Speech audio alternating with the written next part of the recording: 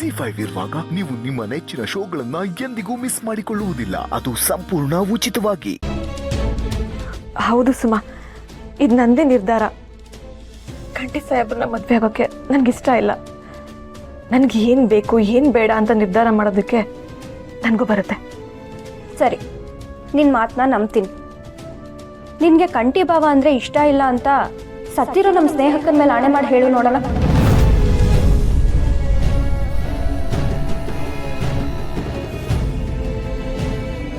ಯಾಕೆ ಸುಮ್ಮನಾಗ್ಬಿಟ್ಟೆ?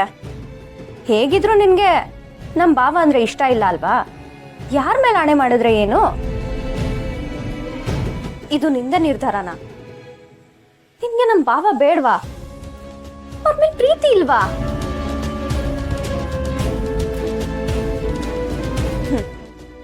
ನೀನ್ ಈ ತರ ಸೈಲೆಂಟ್ ಆಗಿರೋದು ನೋಡಿದ್ರೆ ನಿನಗೆ ಖಂಡಿತವಾಗ್ಲೂ ನಮ್ಮ ಭಾವನ ಮೇಲೆ ಪ್ರೀತಿ ಇದೆ.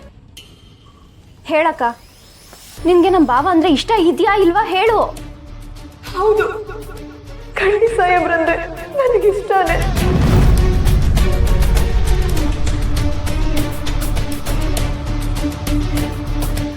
ಗೊತ್ತಿಲ್ದೇನೋ ನನ್ನ ಮನ್ಸು ಕೊಟ್ಬಿಡ್ತೀನಿ ಸುಮಾ. ಅವ್ರು ಬಿಟ್ಟಿರೋಕ್ ನನ್ ಕೆಲ ಸಾಧ್ಯ ಇಲ್ಲ.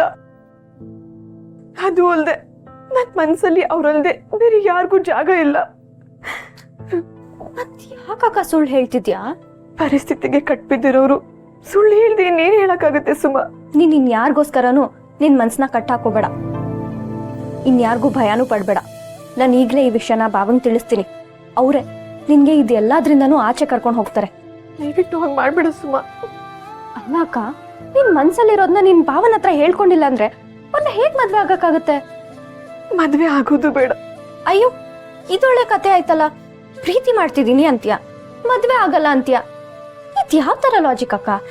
ನೋಡು ಸುಮಾ, ಅವ್ರನ್ನ ಪ್ರೀತಿ ಮಾಡ್ತೀನಿ ಅಂತಂದಾಗ ಅವ್ರ ಮನೆ ಸೊಸೆ ಆಗ್ತೀನಿ. ನನ್ನಂತ ಅದೃಷ್ಟವಂತೆ ನಿನ್ ಯಾರು ಇಲ್ಲ ಅಂತ ಅನ್ಕೊಂಡಿದ್ದೆ. ಆದ್ರೆ ಅದ್ ಯಾವಾಗ ಆಗಲ್ಲ ಅಂತ ಗೊತ್ತಾಯ್ತು. ನನ್ನಂತ ನತಾದೃಷ್ಟನೋ ಯಾರು ಇಲ್ಲ ಅಂತ ಅನ್ಕೊಂಡೆ. ಆ ತರ ಎಲ್ಲ ಯಾಕಕ್ಕ ಅನ್ಕೋತೀಯ? ನೀನು ಇವಾಗ ಮನ್ಸ್ ಮಾಡಿದ್ರು ಭಾವನ ಮದ್ವೆ ಆಗ್ಬೋದು. ಕೈ ಸಿಕ್ತಿರೋ ನಕ್ಷತ್ರಕ್ಕೆ ಕೈ ಚಾಚೋ ತಪ್ಪು. ಈ ವಿಷಯನ ಇಲ್ಗೆ ಬಿಟ್ಬಿಡು ಸುಮಾ. ನೀನ್ ಸುಮ್ನೆ ಏನೇನೋ ಮಾತಾಡ್ಬೇಡ ಅಕ್ಕ. ಬಾ ನನ್ ಜೊತೆ, ಈಗ್ಲೇ ಭಾವನ ಹತ್ರ ಮಾತಾಡೋಣ.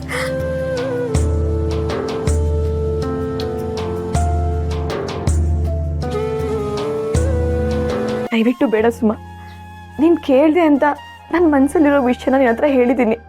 ಆದ್ರೆ ನೀನ್ ಇದನ್ನ ಯಾರ ಹತ್ರನೂ ಹೇಳಿ. ಜಿ5 ಆಪ್ ಡೌನ್ಲೋಡ್ ಮಾಡಿ ಎಲ್ಲಾ ಸಂಚಿಕೆಗಳನ್ನು ಸಂಪೂರ್ಣ ಉಚಿತವಾಗಿ ನೋಡಿ.